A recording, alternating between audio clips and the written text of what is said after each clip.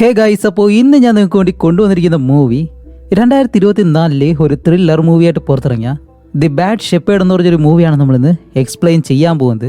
Okay, ഞാൻ ചില സിനിമകൾ കൊണ്ടുവരുമ്പോഴത്തേക്ക് അതിൽ പറയുമല്ലോ, ഇതിൽ കൊലയാളി ആരാണെന്ന് നിങ്ങൾക്ക് കണ്ടുപിടിക്കാൻ കഴിയത്തില്ല, അല്ലെങ്കിൽ ഇതിൻ്റെ ക്ലൈമാക്സ് എന്താണെന്ന് നിങ്ങൾക്ക് മനസ്സിലാക്കാൻ കഴിയത്തില്ല.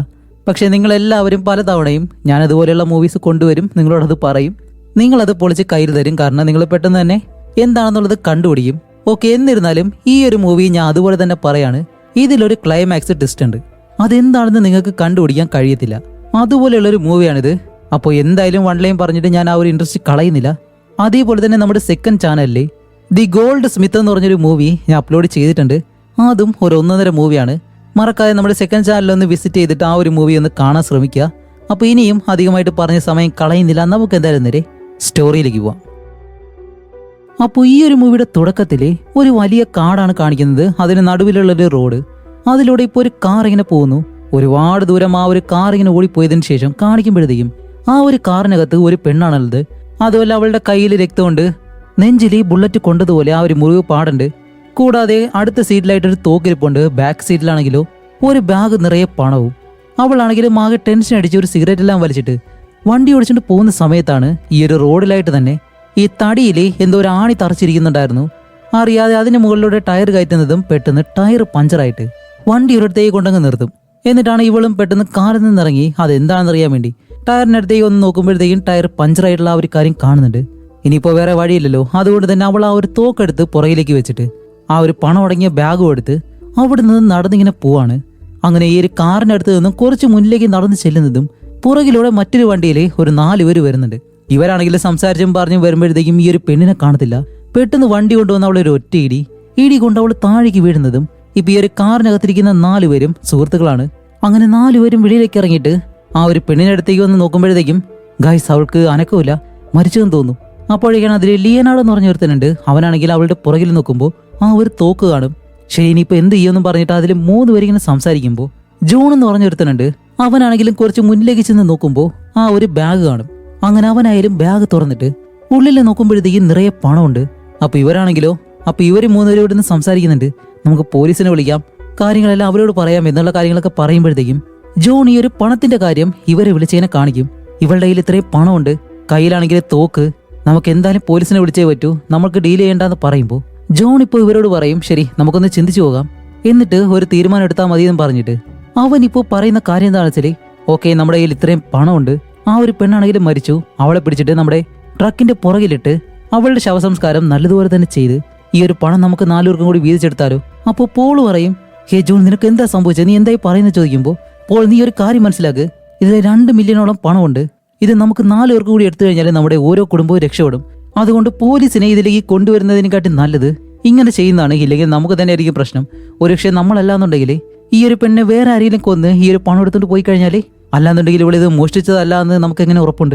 അപ്പോൾ ഇതിൽ ലിയനാർഡോ പറയും, സോറി ഗായ്സ്, എന്നെ കൊണ്ട് ഒരിക്കലും കഴിയത്തില്ല, ഇതുവല്ല അറിഞ്ഞു കഴിഞ്ഞാൽ എൻ്റെ ഭാര്യനെ ഡിവോഴ്സ് ചെയ്യും, പിന്നീട് പോലീസ് ഒന്ന് എന്നെ അറസ്റ്റ് ചെയ്ത് ജയിലിലേക്ക് കൊണ്ടുപോകും, അതൊന്നും എനിക്ക് ആഗ്രഹമില്ല എന്ന് പറയുമ്പോൾ, അങ്ങനെ ഒന്നും സംഭവിക്കത്തില്ല, ഇപ്പൊ ആരും അറിയാത്ത രീതിയിൽ നമ്മൾ ഈ ഒരു പെണ്ണെ ഇവിടെ നിന്ന് കൊണ്ടുപോകും.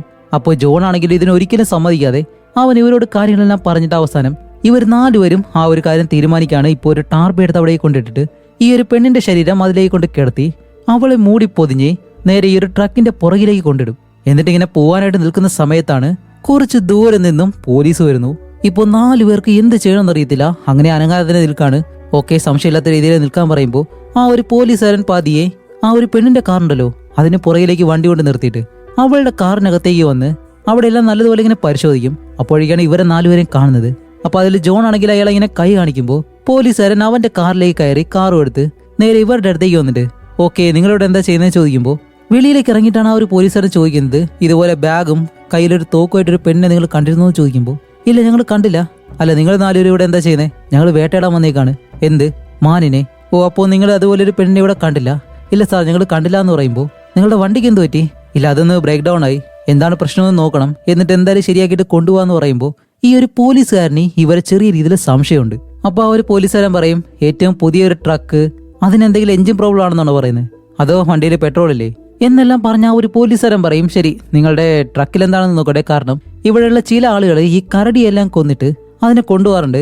അപ്പോൾ ഈ ഒരു പോലീസുകാരന്റെ കയ്യിൽ തോക്കിരിക്കുന്ന കണ്ടിട്ട് ജോൺ ആണെങ്കിലും പെട്ടെന്ന് തന്റെ കയ്യിലുള്ള ആ ഒരു തോക്കെടുത്ത് പോലീസുകാരന്റെ നേർക്ക് ഇങ്ങനെ നീട്ടിയിട്ടാണ് പറയുന്നത്, സോറി സാർ, നിങ്ങൾ തെറ്റായിട്ടുള്ള സ്ഥലത്തേക്കാണ് ഇപ്പോൾ വണ്ടി ഓടിച്ച് വന്നിരിക്കുന്നത്, എനിക്കിപ്പോൾ വേറെ വഴിയില്ല എന്ന് പറയുമ്പോൾ ഇവർ പറയുന്നുണ്ട്, ഹേയ് ജോൺ നീ എന്താ ചെയ്യുന്നത്, അയാൾക്കൊന്നും അറിയത്തില്ല എന്ന് പറയുമ്പോൾ ജോൺ പറയും, ഇല്ല ഗൈസ്, ഇയാൾ എന്തായാലും ഓരോ കാര്യങ്ങളായിട്ട് മനസ്സിലാക്കും, ഞങ്ങൾ വണ്ടിയിൽ ഒരു പെണ്ണ് എടുത്തിട്ടിരിക്കുന്നതും അവളുടെ പണം ഞങ്ങൾ എടുത്തതായിട്ടും എല്ലാം ഇയാൾ മനസ്സിലായി കഴിഞ്ഞാൽ അത്രയേ ഉള്ളൂ, അതുകൊണ്ട് ഇത് വേറെ വഴിയില്ല എന്ന് പറയുമ്പോൾ ആ ഒരു പോലീസുകാരനായാലും പെട്ടെന്ന് തന്റെ കയ്യിലുള്ള ആ ഒരു തോക്കെടുത്തിട്ട് ജോണിന്റെ നെറുക്കിന് നീട്ടാണ്.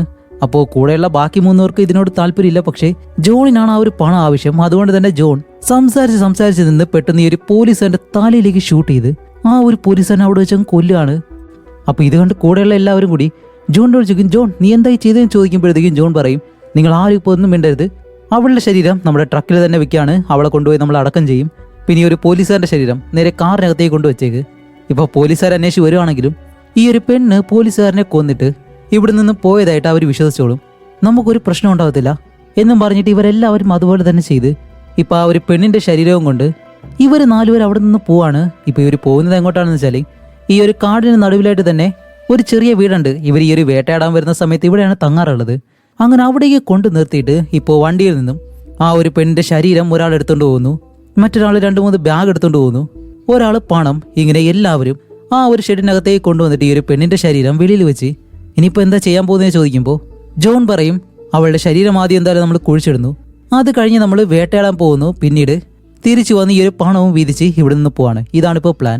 അങ്ങനെ അതിനുള്ള കാര്യങ്ങളെല്ലാം ഇവർ ചെയ്യുമ്പോഴത്തേക്കും ജോൺ ഉണ്ടല്ലോ, അവൻ പതി അകത്തേക്ക് കയറിയിട്ട് പോളിന്റെ ബാഗുണ്ട്, അവന്റെ ബാഗിൽ നിന്ന് അവന്റെ ഫോൺ മാത്രം ഇങ്ങനെ എടുത്തു വെക്കുന്നു, വേറെ ആരും കാണാതെ. അതേസമയം പോളിനെ കാണിക്കുമ്പോൾ പോളിനാണെങ്കിൽ ഇപ്പോൾ ഈ നടന്ന കാര്യങ്ങളിനോടൊന്നും വലിയ താല്പര്യമില്ല. ഇതെല്ലാം എന്തോ ഒരു തെറ്റുപോലെയാണ് അവനിങ്ങനെ ഒരിടത്ത് നിന്ന് ഇങ്ങനെ ആലോചിക്കുന്നത്. അത് കഴിഞ്ഞിട്ട് പോളാണെങ്കിലും നേരെ ലിയനാർഡിന്റെ അടുത്തേക്ക് വന്നിട്ട് അവനോട് ചോദിക്കും, അല്ല നിന്റെ കയ്യിൽ ഒരു ഫോൺ ഉണ്ടോ, എനിക്കൊന്ന് വീട് വരെ വിളിക്കാനാണ്. അതേസമയം ഈ ഒരു കാടിനകത്തെ ഒരു റോഡിൽ അടുത്ത ഒരു വണ്ടി വരുന്നു, നല്ല വില കൂടിയൊരു കാറ്, അതിനകത്ത് കോട്ട് സ്യൂട്ടെല്ലാം ഇട്ടിട്ട് ഒരുത്തിനിരിക്കുന്നു. അവനാണെങ്കിലും ചുവന്ന നിറത്തിലുള്ള എന്തോ ഒരു ലിക്വിഡ് ഇങ്ങനെ കുടിക്കുന്നുണ്ട്. ഇപ്പോൾ ഇവനായാലും ഇവർ പോയ അതേ വഴിയിൽ തന്നെയാണ് ഇങ്ങനെ വരുന്നത്. അതേസമയം ഇവിടെ ജോൺ ആണെങ്കിലോ ആ ഒരു പണം ഉണ്ടല്ലോ, ആ ഒരു പണം എല്ലാം അടുക്കി വെച്ചിട്ട് അത് എത്രയുണ്ടെന്ന് ഇങ്ങനെ എണ്ണി കണക്ക് കൂട്ടുകയാണ്. ഇപ്പോൾ പോളാണെങ്കിലും ട്രാവിസിന്റെ കയ്യിൽ നിന്ന് ഫോൺ വാങ്ങിയിട്ട് അവന്റെ ഭാര്യയെ വിളിക്കാണ്. അതുപോലെ ട്രാവിസിന്റെ ഫോണിൽ ഒരുപാട് തവണ അവന്റെ ഭാര്യയെ വിളിച്ചിട്ടുണ്ട്.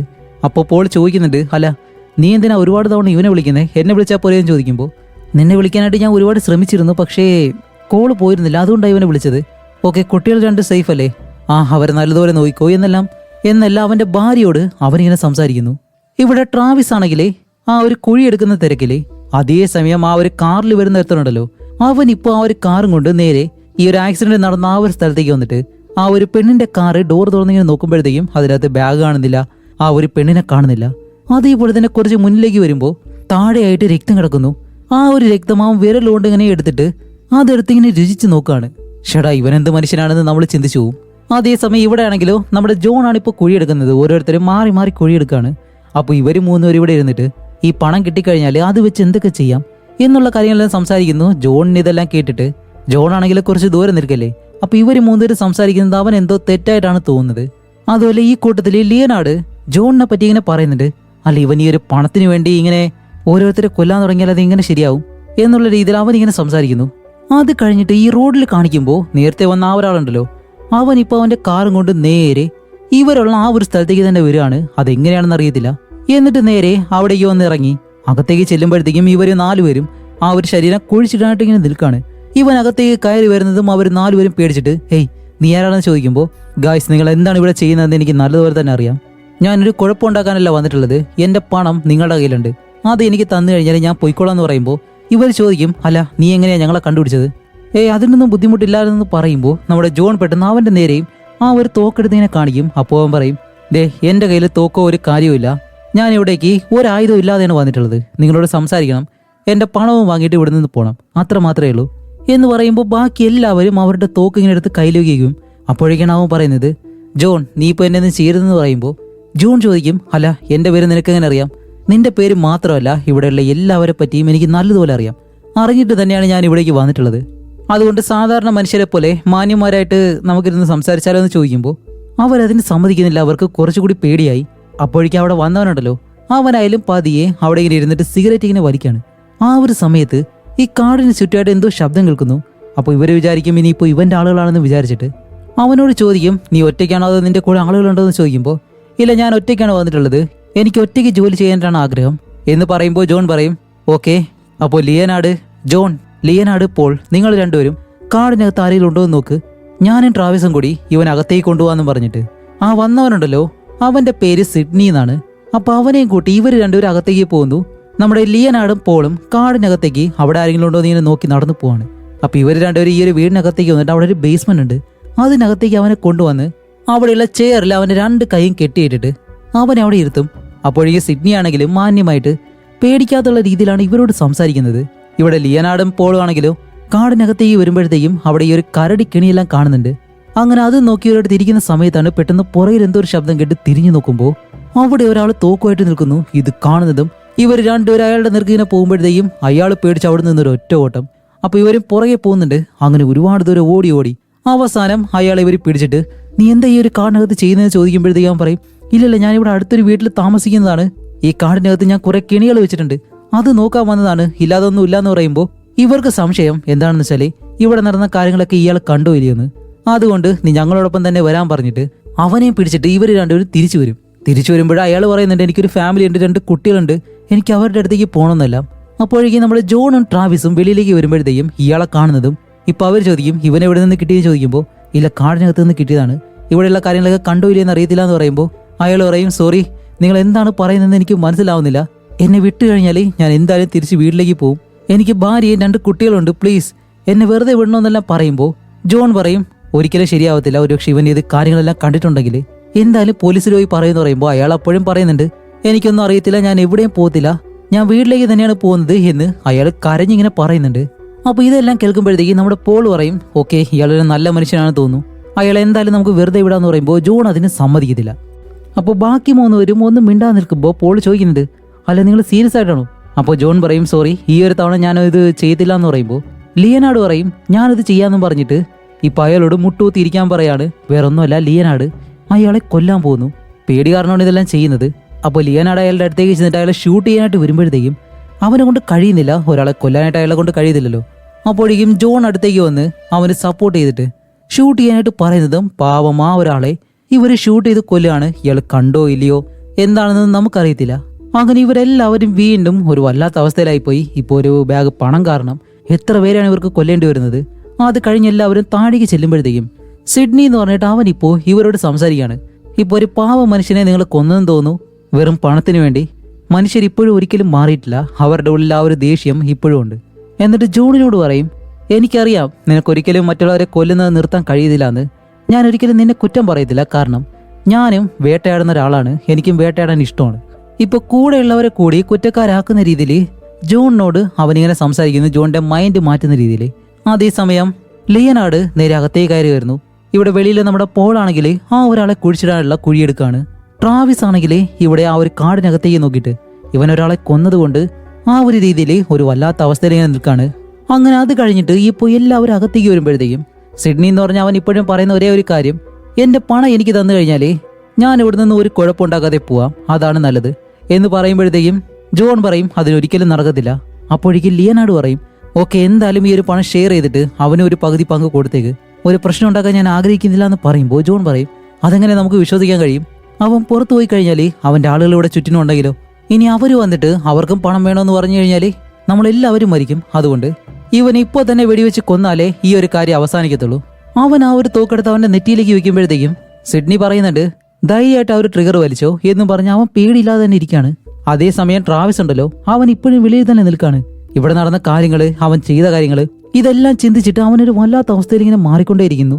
അങ്ങനെ ഇപ്പൊ അകത്ത് കാണിക്കുമ്പോഴത്തേക്കാണ് സിഡ്നി ജോണിനോടൊരു കാര്യം പറയുന്നത്, കാലിഫോർണിയയിൽ വെച്ച് നീ ഒരു കാര്യം ചെയ്തു, അതുപോലെ തന്നെയാണ് ഇപ്പോഴും, നിനക്കൊരു പേടിയുമില്ല എന്നെല്ലാം പറയുമ്പോൾ ഇവർ ചോദിക്കും, കാലിഫോർണിയയിൽ വെച്ച് എന്താ സംഭവിച്ചത് എന്ന് ചോദിക്കുമ്പോഴത്തേക്കാണ് ജോൺ അവിടെ നടന്നൊരു കാര്യം പറയുന്നത്. ഇതുപോലെ അവിടെ വെച്ച് ഏതൊരു പെണ്ണുമായിട്ട് ഇവൻ പരിചയപ്പെട്ട് ആ പെണ്ണിനെ കൊണ്ട് ഇവർ രണ്ടുപേരും ഒരു റൂം എടുത്തിട്ട് ഒരു ദിവസം അവിടെ കഴിയുകയും ചെയ്തു.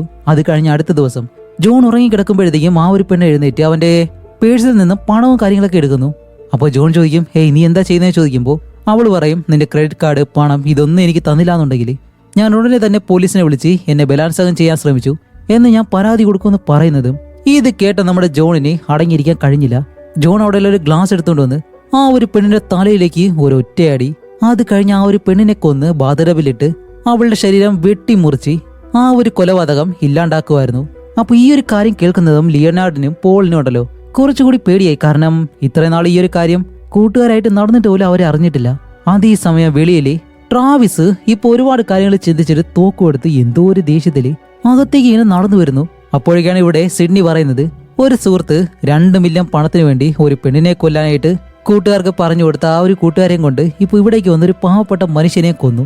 അതുമല്ല കുറച്ച് നിമിഷം മുന്നേ എന്നെയും കൊല്ലുമെന്ന് പറഞ്ഞ് എന്റെ തലയിൽ നീ തോക്ക് വെച്ചു എന്നെല്ലാം പറഞ്ഞിട്ട് നമ്മുടെ ജോണിനെ കുറ്റപ്പെടുത്താണ്. വേറെ ഒന്നുമല്ല, ഇവരുടെ മനസ്സിൽ ആ ഒരു ദേഷ്യം ഉണ്ടാക്കുകയാണ്. അതേസമയം നമ്മുടെ ട്രാവിസ് ഇപ്പൊ അകത്തേക്ക് കയറി വന്ന് ജോണിന്റെ പുറകിൽ തോക്ക് വെച്ചിട്ടാണ് ജോൺ നിന്റെ കയ്യിലുള്ള ആ ഒരു തോക്ക് താഴെ വെക്കാൻ പറഞ്ഞിട്ട് ജോണിനെ ഭീഷണിപ്പെടുത്തുന്നു. എന്നിട്ട് അവൻ പറയുന്നത് വേറെ ഒന്നുമല്ല, ഇപ്പൊ ഇതെല്ലാം സംഭവിക്കാൻ കാരണം ജോൺ ആണല്ലോ. ഇവരൊരു കുഴപ്പമില്ലാതെ വരുമായിരുന്നു. ഇപ്പോൾ ട്രാവിസ് വെളിയിൽ ഒരാളെ കൊല്ലാൻ കാരണവും ജോണാണ്. ജോൺ ഇവന്റെ മനസ്സ് മാറ്റിയതുകൊണ്ടാണ് ട്രാവിസ് ആയാലും ആ പാവപ്പെട്ട അയാളെ കൊന്നത്. അപ്പൊ ആ ഒരു ദേഷ്യമെല്ലാം നമ്മുടെ ട്രാവിസിനുണ്ട്. എന്നിട്ട് ജോണിനെ ഷൂട്ട് ചെയ്യുമെന്ന് പറഞ്ഞു നിൽക്കുന്നതും ജോൺ ആണെങ്കിലോ ഇപ്പൊ പതിയെ ട്രാവിസിനോട് സംസാരിച്ച് അവന്റെ മനസ്സ് മാറ്റാൻ ശ്രമിക്കും. എന്നിട്ട് എന്റെ കണ്ണിലേക്ക് നോക്ക്, നിനക്ക് കഴിയത്തില്ല എന്നെല്ലാം പറഞ്ഞ് അവന്റെ മനസ്സ് പതിയെ മാറ്റി അവന്റെ കയ്യിൽ നിന്ന് ആ ഒരു തോക്ക് പിടിച്ചു വാങ്ങി ട്രാവിസിനെ ഇടിച്ച് താഴെക്കിടും. എന്നിട്ട് ഇപ്പൊ ട്രാവിസിനെ കൊല്ലാൻ വേണ്ടി ജോൺ ഇങ്ങനെ നിൽക്കാണ്. ഓ നിനക്ക് അത്ര ധൈര്യം ഉണ്ടല്ലേ എന്നെ കൊല്ലാൻ വേണ്ടിട്ട് എന്നും പറഞ്ഞിങ്ങനെ നിൽക്കുന്നതും പുറകിലൂടെ ലിയനാർഡ് വന്ന് തോക്കുകൊണ്ട് ജോണിന്റെ തലയിലേക്ക് നോക്കിയ ഒരു ഒറ്റയടി ജോണിന്റെ ബോധം പോയിട്ട് അവൻ നേരെ താഴേക്ക് വീഴും. അങ്ങനെ കുറെ കഴിഞ്ഞിട്ട് നമ്മുടെ ജോൺ പതിയെ കണ്ണു തുറക്കുമ്പോഴത്തേക്കും മുകളിൽ അവര് 3 പേരും നിന്ന് എന്തൊക്കെയോ ഇങ്ങനെ സംസാരിക്കാണ്. അപ്പൊ സിഡ്നി പെട്ടെന്ന് ജോണിനോട് പറയും, ജോൺ അവര് 3 പേരും ഇപ്പൊ വേറെ എന്തോ ഒരു പദ്ധതി ഇടുന്നുണ്ട്, അതും ആ ഒരു പണത്തിന് വേണ്ടി. പിന്നെ ആ ഒരു പണവും നീ കയ്യിൽ വെച്ചിട്ട് നിന്റെ കൂട്ടുകാരെ 3 പേരെ നീ വിശ്വസിക്കുമെന്നാണോ?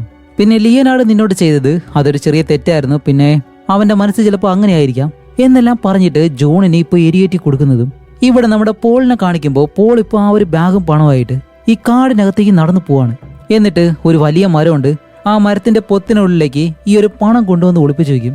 അതേ സമയം ഇവിടെ നമ്മുടെ ജോൺ ആണെങ്കിൽ ഇപ്പൊ ദേഷ്യം വന്ന് നേരെ മുകളിലേക്ക് പോയിട്ട് ഇവരെയും തള്ളിക്കളഞ്ഞ ആ ഒരു പണം എടുക്കാനായിട്ട് പോവാണ്. പക്ഷെ ഇവരെ തടയാൻ ശ്രമിക്കുന്നുണ്ട്. ജോൺ ആണെങ്കിലും മറുപടിയൊന്നും പറയാതെ നേരെ നടന്നു പോകുമ്പോൾ ട്രാവിസ് പുറകിലൂടെ വന്നിട്ട് ആ ഒരു തോക്കെടുത്ത് ജോണിനെ ഷൂട്ട് ചെയ്യാനായിട്ട് അടുത്തുള്ള മരത്തിലേക്ക് ഷൂട്ട് ചെയ്യും. പക്ഷെ ജോൺ പേടിക്കത്തില്ല. നടന്നിങ്ങനെ പോകുമ്പോൾ ട്രാവിസ് വീണ്ടും ജോണിന്റെ ഷോൾഡറിലേക്ക് ഷൂട്ട് ചെയ്ത് കൊടുക്കും. ജോൺ നേരെ താഴേക്ക് വന്ന് വീഴും. എന്നിട്ട് ലിയനാർഡും ട്രാവിസും നേരെ ഈ ഒരു ബേസ്മെന്റിലേക്ക് വന്നിരിക്കുകയാണ്. ഇപ്പൊ തന്റെ സുഹൃത്തിനെ തന്നെ ഷൂട്ട് ചെയ്തുകൊണ്ട് അവർക്ക് എന്തോ പോലെ. അതുകൊണ്ട് 2 പേരും ആ ഒരു ബേസ്മെന്റിലേക്ക് വന്നിരിക്കുമ്പോൾ ഇവിടെ ജോൺ ആണെങ്കിൽ ഇപ്പൊ പതിയെ അവൻ മരിച്ചിട്ടില്ല എന്നൊരു മരത്തിനടുത്തായിട്ട് ചാരിയിരുന്ന് വീണ്ടും ഈ ഒരു പണം അന്വേഷിച്ച് വീണ്ടും മുന്നിലേക്ക് തന്നെ പോകുന്നു. അതേസമയം നമ്മുടെ പോൾ ആണെങ്കിൽ ആ ഒരു മരത്തിലെ പണവും വെച്ചിട്ട് തിരിച്ചു വരുന്ന സമയത്ത് ഇവിടെ ഈ ഒരു ബേസ്മെന്റിലെ സിഡ്നി ഉണ്ടല്ലോ ഇവരോട് പറയും, പോൾ ആ ഒരു പണം കൊണ്ട് ഒളിപ്പിച്ചു വെച്ചിട്ട് നിങ്ങൾ അവനെ വിശ്വസിക്കുന്നതാണോ? പണം കിട്ടിക്കഴിഞ്ഞാൽ നിങ്ങളുടെ സുഹൃത്തുള്ള ജോൺ തന്നെ എന്താണ് ചെയ്യുന്നതെന്ന് അറിയാലോ. അപ്പോ പോളിന്റെ കാര്യം എന്ന് പറഞ്ഞ് ഇവരുടെ മനസ്സിൽ പോളിനെ പറ്റി മോശമായിട്ട് ഓരോ കാര്യങ്ങൾ ഇങ്ങനെ പറഞ്ഞു കൊടുക്കും. വേറെ ഒന്നുമല്ല, ഇവരുടെ മനസ്സ് മാറ്റി ഇവരെ എല്ലാവരെയും പരസ്പരം അടുപ്പിക്കാൻ വേണ്ടിയിട്ടാണ് സിഡ്നി ഇങ്ങനെ ഓരോ കാര്യങ്ങളായിട്ട് പറയുന്നത്. അതേസമയം ഇവിടെ നമ്മുടെ ജോൺ ആണെങ്കിലോ നടന്ന് കുറെ ദൂരം ചെല്ലുമ്പോഴത്തേക്കും പോള് പണം വെച്ചിട്ട് തിരിച്ചു വരുന്ന ആ ഒരു കാര്യം കാണും. പണം എവിടെയാണ് വെച്ചതെന്ന് അറിയത്തില്ല. പോൾ ആണെങ്കിലും നടന്നു വരുമ്പോൾ ജോൺ അവിടെ ഒരു മരത്തിനടുത്തായിട്ട് ഒളിച്ചു ചെയ്യുന്നു. പോൾ അടുത്തേക്ക് വരുന്നതും പെട്ടെന്ന് തന്റെ കയ്യിലുള്ള ആ ഒരു തോക്ക് കാണിച്ചിട്ട്, ജോൺ ഇപ്പൊ ആ ഒരു പണം എവിടെയാണെന്ന് പറഞ്ഞു, ഇല്ലാന്നുണ്ടെങ്കിൽ ഞാൻ നിന്നെ ഷൂട്ട് ചെയ്യുമെന്ന് പറയുമ്പോൾ പോൾ പറയുന്നുണ്ട്, ജോൺ നീ ആ ഒരു തോക്ക് മാറ്റിയില്ലാന്നുണ്ടെങ്കിൽ ഞാൻ നിന്നെ ഷൂട്ട് ചെയ്യുമെന്ന് പറഞ്ഞ് അവന്റെ കയ്യിൽ ആ ഒരു പിസ്റ്റൾ ഉണ്ടല്ലോ അതും വെച്ച് ഇങ്ങനെ നിൽക്കാണ്. പക്ഷെ ജോൺ ആണെങ്കിൽ ഇപ്പോൾ തോക്ക് നേരെ വെച്ചുകൊണ്ട് നിൽക്കുന്നു. പോളിനാണെങ്കിൽ തോക്കിന് കയ്യിൽ നിന്ന് മുകളിലേക്ക് എടുക്കണം. അതുകൊണ്ട് പോൾ പറയും, ശരി ഞാൻ നിന്നെ ഇപ്പോൾ ഒന്നും ചെയ്യുന്നില്ല, നീ എന്നെ ഒന്നും ചെയ്യാതിരുന്നാൽ മതി, നിനക്ക് ആ ഒരു പണം എവിടെ ഉണ്ടെന്ന് ഞാൻ കാണിച്ചു തരാമെന്നും പറഞ്ഞ് നമ്മുടെ ജോണിനെ വിളിച്ചിട്ട് പോൾ ഇപ്പോൾ നടക്കാൻ തുടങ്ങും. അപ്പോൾ ജോൺ ആണെങ്കിലും പുറകെ തന്നെ ഇങ്ങനെ പോവാണ്. അങ്ങനെ കുറേ ദൂരം നടന്ന് ചെല്ലുമ്പോഴത്തേക്കും നമ്മുടെ പോള് ആ ഒരു ഭാഗത്ത് നല്ലതുപോലെ ഇങ്ങനെ ശ്രദ്ധിക്കുന്നുണ്ട്. എന്താണെന്ന് കാണിക്കുമ്പോൾ കുറച്ച് ദൂരെയായിട്ട് ഒരു കരടി കെണി ഇങ്ങനെ ഇരിക്കുകയാണ്. ഇപ്പോൾ നമ്മുടെ പോള് പതിയെ നടന്ന് ആ ഒരു കെണിയുടെ അടുത്തേക്ക് വരും. പക്ഷെ ജോൺ ഒരിക്കലും ഈ ഒരു കാര്യം കാണത്തില്ല. അങ്ങനെ നടന്ന് ആ ഒരു കെണി കഴിഞ്ഞിട്ട് പോൾ ഇപ്പുറത്തേക്ക് വരുമ്പോൾ അതറിയാതെ ജോൺ നേരെ ആ ഒരു കെണിയിലേക്ക് കൊണ്ടുവന്ന് കാല് വെച്ചു കൊടുക്കും. അങ്ങനെ ഇത് കാരണം നമ്മുടെ ജോൺ നേരെ താഴേക്ക് വീഴുമ്പോൾ പോൾ പെട്ടെന്ന് വന്ന് ജോണിന്റെ കയ്യിലുള്ള 2 തോക്കുണ്ട് അത് 2 എടുത്തും കളഞ്ഞിട്ട് ജോണിനെ നേർക്ക് ഇങ്ങനെ നീട്ടുമ്പോഴത്തേക്കാണ് ജോൺ പറയുന്നത്, പ്ലീസ് എന്നെ ചെയ്യരുത്, ഈ ഒരു കെണി ഞാൻ കഴിച്ചു തരാൻ പറയുമ്പോൾ പോൾ അത് കേൾക്കാതെ ജോണിനെ അവിടെ ഒറ്റക്കിട്ടിട്ട് നേരെ തിരിച്ചു പോകും. അങ്ങനെ പോൾ ആയാലും നേരെ തിരിച്ച് ഈ ഒരു ബേസ്മെന്റിലേക്ക് ഇറങ്ങി വരുമ്പോഴത്തേക്കും ഇപ്പോൾ സിഡ്നി ആണെങ്കിൽ ഇവരെല്ലാവരോടും സംസാരിക്കുകയാണ്. ഓക്കെ, ജോണിനെ നിങ്ങൾ എന്താണ് ചെയ്തതെന്ന് എനിക്കറിയത്തില്ല, എന്നിരുന്നാലും നിങ്ങൾ 3 പേര് ഇവിടെ നിന്ന് വെളിയിൽ പോയി കഴിഞ്ഞാലേ നിങ്ങളെപ്പറ്റി എനിക്ക് നല്ലതുപോലെ അറിയാം, അത് നിങ്ങൾക്ക് തന്നെയായിരിക്കും പ്രശ്നം. അതുകൊണ്ട് എന്നെ ആ ഒരു പണം ഇരിക്കുന്ന സ്ഥലത്തേക്ക് കൊണ്ടുപോകും, എന്റെ പണം എടുത്തിട്ട് ഞാൻ അവിടെ നിന്ന് പോയിക്കോളാം. അതേസമയം ഇവിടെ നമ്മുടെ ജോൺ ആണെങ്കിലോ ഇപ്പൊ ആ ഒരു കെണിയുണ്ടല്ലോ അത് കൈകൊണ്ട് വലിച്ചിങ്ങനെ ഊരിയിട്ട് അവിടെ നിന്നും വലിയൊരു വടിയുണ്ട്. ആ ഒരു വടിയും എടുത്ത് അവിടെ നിന്ന് പോവാണ്. ഇപ്പൊ ഇങ്ങോട്ടാണോ വരുന്നത് അതോ ആ ഒരു പണം അന്വേഷിച്ച് പോവാണെന്ന് അറിയത്തില്ല. അതേ സമയം ഇതിനകത്ത് നമ്മുടെ പോൾ വന്ന് സിഡ്നിയോട് ചോദിക്കും, ഞങ്ങളെ പറ്റിയുള്ള എല്ലാ കാര്യങ്ങളും നിനക്ക് എങ്ങനെ അറിയാം? അതൊക്കെ എനിക്കറിയാം, നീ ഇപ്പൊ എന്താണ് ചിന്തിക്കുന്നതെന്ന് വരെ എനിക്കറിയാം. അപ്പോഴേക്കും ട്രാവിസ് പറയും, ഓക്കെ നമുക്ക് എന്തായാലും ജോണിനെ കാടിനകത്ത് വിട്ടിട്ട് വരാൻ കഴിയത്തില്ല, കാരണം ഇവിടെയുള്ള മൃഗങ്ങളെല്ലാം വന്ന് അവനെ കടിക്കാൻ തുടങ്ങും, അതിനു മുന്നേ അവൻ ഇവിടേക്ക് കൊണ്ടുവരണം എന്നെല്ലാം പറയുമ്പോൾ സിഡ്നി ഉണ്ടല്ലോ അവൻ വീണ്ടും ഇവരോട് സംസാരിച്ച് ഇവരെ മനസ്സ് മാറ്റാൻ ശ്രമിക്കുമ്പോൾ ലിയനാട് പെട്ടെന്ന് പോളിന്റെ പുറകിൽ തോക്കുണ്ടായിരുന്നു അതെടുത്ത് സിഡ്നിയുടെ തലയിലേക്ക് ഷൂട്ട് ചെയ്യും. സിഡ്നി അവിടെ വെച്ച് മരിച്ചു. അത് കഴിഞ്ഞ് ഇവർ മൂന്നുപേരും വെളിയിലേക്ക് ഇറങ്ങിയിട്ട് ഇപ്പോൾ നമ്മുടെ ജോണിനെ അന്വേഷിച്ച് വരികയാണ്. അതുമല്ല ഇപ്പൊ തന്നെ നല്ല ഇതിലും മഞ്ഞ് വീഴാൻ തുടങ്ങിയിട്ടുണ്ട്. ഇപ്പൊ ഇവിടെ ജോണിനെ കാണിക്കുമ്പോഴത്തേക്കും ജോൺ ആണെങ്കിലോ ആ വടിയും കുത്തി വേദനയെ സഹിച്ച് നടന്ന് പോയിട്ട് ഒരിടത്തേക്ക് വന്ന് മറിഞ്ഞങ്ങ് വീഴും.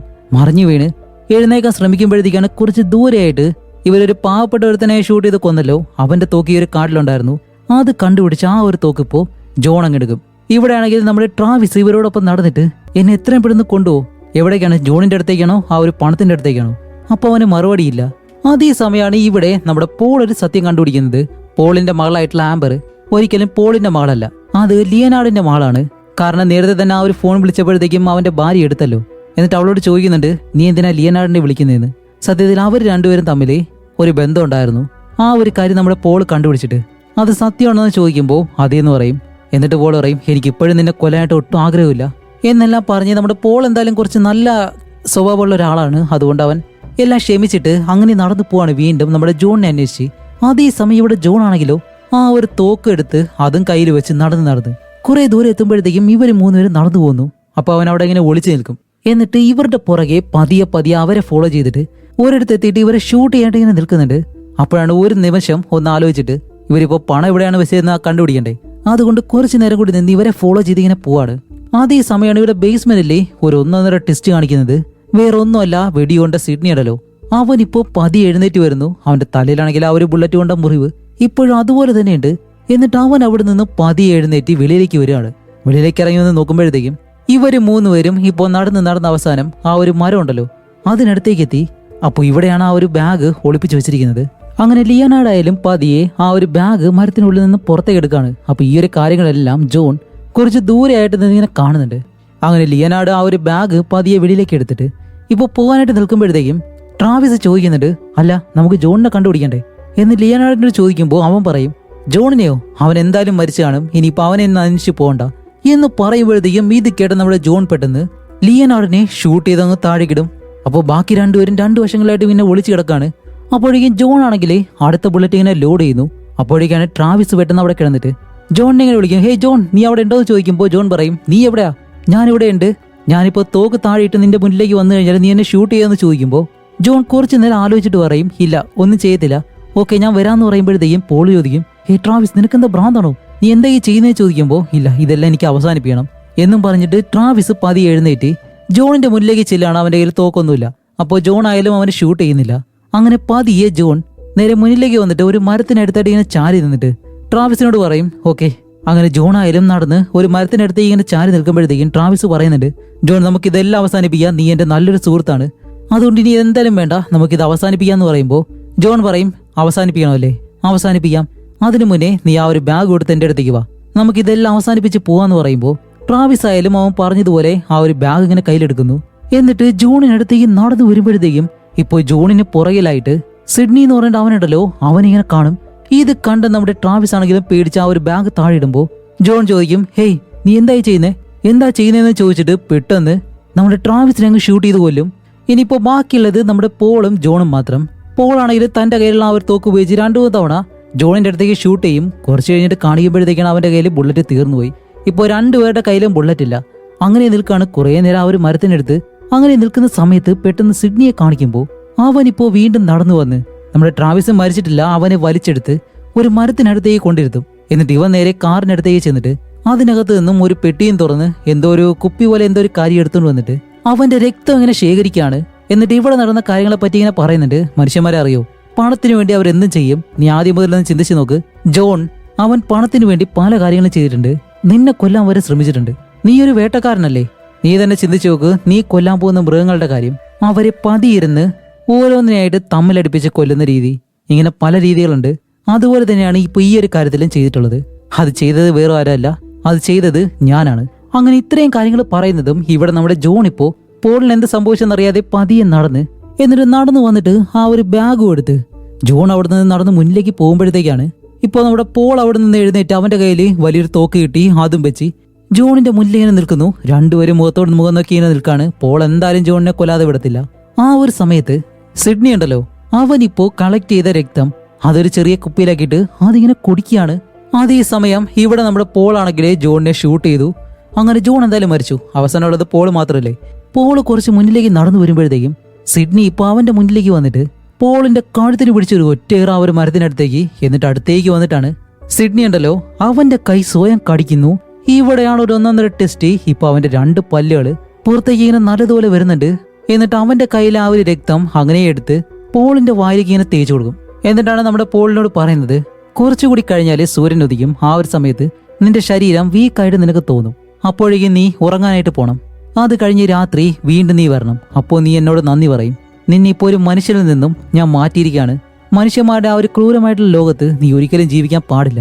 പരസ്പരം എതിർത്ത് എപ്പോഴും കലഹിച്ച് മറ്റുള്ളവരെ കൊന്ന് അങ്ങനെയുള്ള മനുഷ്യരുടെ കൂടെ നീ നടക്കുന്നത് ഒരിക്കലും ശരിയല്ല. അങ്ങനെയുള്ള മനുഷ്യരുടെ കൂടെ നീ ഒരിക്കലും ജീവിക്കരുത്. ഇപ്പൊ തന്നെ കണ്ടില്ലേ, നിന്റെ സുഹൃത്തുക്കൾ പണത്തിനു വേണ്ടി പരസ്പരം വഴക്കിട്ട് അവർ തന്നെ സ്വയം ചത്തു. ഒരു പാവപ്പെട്ട മനുഷ്യനെ നിങ്ങൾ എല്ലാവരും കൂടി ചേർന്ന് കൊന്നു. നിന്റെ ഭാര്യയുടെ കാര്യം തന്നെ ആലോചിച്ച് നോക്ക്. നിന്നെ ചതിച്ച് അത് നിന്റെ സുഹൃത്തിനോടൊപ്പം തന്നെ എന്നുള്ള കാര്യങ്ങളെല്ലാം പറഞ്ഞിട്ട് അവൻ അവിടെ നിന്ന് ഇങ്ങനെ പോവാണ്. അങ്ങനെ അത് കഴിഞ്ഞ് ആ ഒരു കാറും എടുത്ത് തിരിച്ചു വരുന്ന വഴിക്ക് ആ ഒരു ബാഗ് പണം ഉണ്ടല്ലോ, ആ ഒരു പണം ആ ഒരു ലേഡി മരിച്ച അതേ കാറിനടുത്തേക്ക് തന്നെ തിരിച്ചു കൊണ്ടുവച്ചിട്ട് സിഡ്നി അവിടെ നിന്ന് കാറിൽ കയറി പോകുന്നു. കുറച്ചു കഴിഞ്ഞ് കാണിക്കുമ്പോഴത്തേക്കും അടുത്തൊരു ടെസ്റ്റ്. നേരത്തെ മരിച്ചുപോയ ആ ഒരു പെണ്ണുണ്ടല്ലോ, അവളിപ്പോ ജീവനോടെ തിരിച്ചു വന്നിട്ട് ഈ ഒരു ബാഗ് എടുത്ത് കാറിനകത്തേക്ക് ഇട്ട് അവിടെ നിന്നും കാർ ഓടിച്ചിട്ട് പോകുന്നതും ഇപ്പോൾ നമ്മുടെ ഹീറോയെ കാണിക്കുമ്പോഴത്തേക്കും പോളിനെ കാണിക്കുമ്പോഴത്തേക്കും അവൻ ഇപ്പോ അവന്റെ രൂപമെല്ലാം മാറിയിട്ട് ഈ ഒരു മുറിവെല്ലാം ഉണങ്ങി ഇങ്ങനെ ഇരിക്കുകയാണ്. ഇവിടെയാണ് മറ്റൊരു ടെസ്റ്റ്. ഇപ്പൊ എന്താണ് സംഭവിക്കുന്നത് നിങ്ങൾക്ക് ഏകദേശം മനസ്സിലായി കാണും. സിഡ്നി എന്ന് പറഞ്ഞ ആ ഒരാളും പിന്നെ ആ ഒരു ആദ്യം മരിച്ച ആ ഒരു പെണ്ണുണ്ടല്ലോ, ഇവർ രണ്ടുപേരും വാമ്പയർമാരായിരുന്നു. ഇവർക്ക് മനുഷ്യരുടെ രക്തം വേണം. അതുകൊണ്ട് തന്നെ നേരിട്ട് അവരെ കൊല്ലാതെ പരസ്പരം അവരുടെ മനസ്സിൽ എന്തെങ്കിലും ഒരു വിഷം നിറച്ച് അവരെ പരസ്പരം തല്ലിക്കണം. അതിലൂടെ അവർ മരിക്കുമ്പോൾ ആ ഒരു രക്തം ഇവർക്ക് കുടിക്കണം. അതിനു വേണ്ടിയിട്ട് ഇവർ രണ്ടുപേരും കൂടി ചേർന്ന് പ്ലാൻ ചെയ്ത കാര്യമാണ് ഈ ഒരു പെണ്ണ് ആക്സിഡന്റ് ആയിട്ട് ഇതുപോലെ റോഡിൽ വീഴുന്നതും ഇവർ കാർ കൊണ്ടിടിക്കുന്നത്. അതേസമയം ആ ഒരു പോലീസുകാരൻ വന്ന് ഇവരോട് ചോദിക്കുന്നത്. ഈ ഒരു കാര്യങ്ങളെല്ലാം ഇവർ പ്ലാൻ ചെയ്തതായിരുന്നു. സത്യത്തില് അത് 3 എണ്ണവും വാമ്പയർമാരാണ്. അതുകൊണ്ട് തന്നെയാണ് സിഡ്നി ഇവരെവിടെയാണെന്ന് കറക്റ്റ് കാര്യം മനസ്സിലാക്കി അവിടേക്ക് വന്നത്. അതുപോലെ ആ റോഡിൽ കിടന്ന് രക്തം എടുത്ത് അവൻ രുചിച്ചു നോക്കിയല്ലോ, ആ ഒരു കാര്യം ചെയ്തത്. പിന്നെ വെടികൊണ്ട് മരിച്ചിട്ടും അവൻ തിരിച്ച് ജീവനോടെ വന്നതും ഇതെല്ലാം കാരണം അവനൊരു വാമ്പയർ ആയതുകൊണ്ടാണ്. അതേപോലെ തന്നെ ഇപ്പൊ അവസാനം നമ്മുടെ ഹീറോയെയും അവനൊരു വാമ്പയർ ആക്കി മാറ്റിയിട്ടുണ്ട്. അതുകൊണ്ട് ഹീറോയും ഇവരോടൊപ്പം തന്നെ ഇനി കാണും. ഇതാണ് ഈ ഒരു മൂവിയിൽ സംഭവിച്ചത്.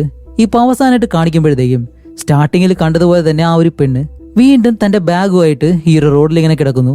അതേസമയം അതുവഴി പോയ വേറൊരു വണ്ടി അവിടേക്ക് നിർത്തിയിട്ട് അതിൽ നിന്നും രണ്ടുപേര് വെളിയിലേക്ക് ഇറങ്ങുന്നുണ്ട്. ഇവര് രണ്ടുപേരും ഓടി വന്നിട്ട് ആ ഒരു പെണ്ണിനെ നോക്കുന്നു. ബാഗും കാണുന്നു. ബാഗിലെ പണം കൂടി കാണുന്നതും അവരുടെ മുഖം മാറാൻ തുടങ്ങി. വേറെ ഒന്നുമല്ല, ഇനി ഇവരും ഈ ഒരു പണത്തിന് വേണ്ടി പരസ്പരം കൊല്ലുമെന്ന് നമുക്ക് മനസ്സിലായി. അതിലൂടെ ഈ ഒരു വാമ്പയറുകൾക്ക് രക്തം കിട്ടുകയും ചെയ്യും.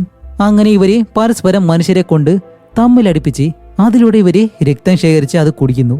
അപ്പൊ ഈ ഒരു മൂവിയോടെ അവസാനിച്ചു. അപ്പോൾ ഇതുപോലെ ഇൻട്രസ്റ്റിംഗ് ആയിട്ടുള്ള അടുത്തൊരു മൂവിയായിട്ട് ഉടനെ തന്നെ വരാം. അതുവരെയും ബൈ.